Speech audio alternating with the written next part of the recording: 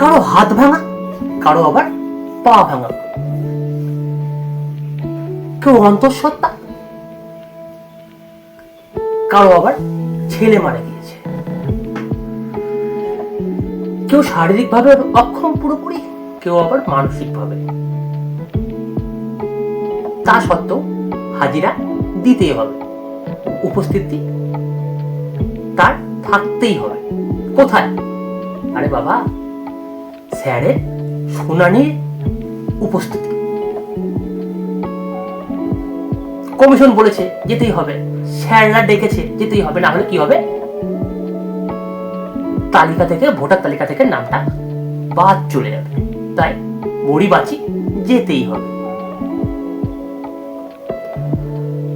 স্যাররা তো, কমিশন তো সবটুকুই আমাদের সাধারণ মানুষের জন্য, সুবিধার জন্য করছে।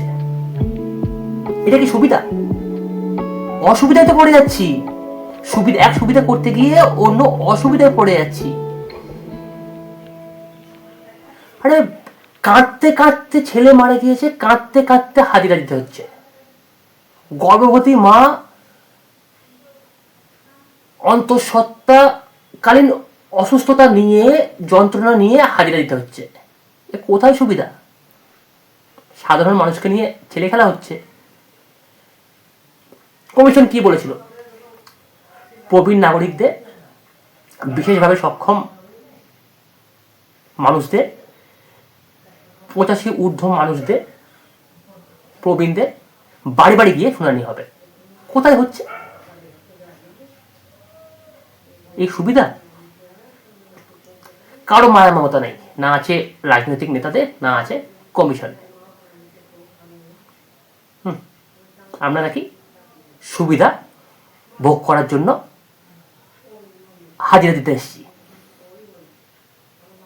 কারো বয়সের সমস্যা, কারো অভিভাবকের সমস্যা, কারো আবার 2002-এর তালিকায় নাম নেই।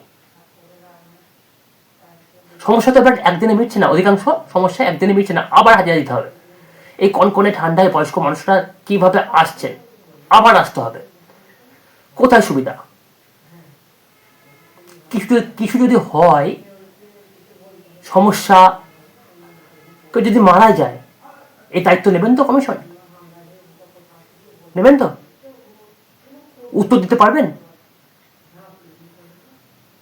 কি কাগজ লাগবে, কি কাগজ লাগবে না, অধিকাংশ মানুষ জানেই না, বয়স্করা তো জানেই না, তাদের তো মেন্টালিটি ঠিক নাই, শারীরিক দিক থেকে অক্ষম, কি করে বুঝবে?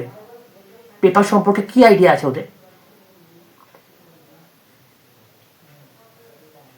কমিশন দায়িত্ব নেবেন তো যদি কিছু অঘটন ঘটে যায়?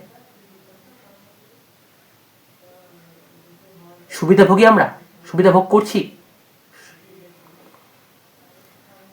বেশি অসুবিধায় পড়ে যাচ্ছি।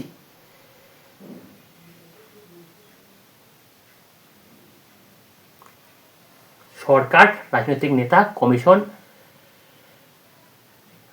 কার দোষ দেবো? যেতে বলেছে, যাচ্ছি। Thank you.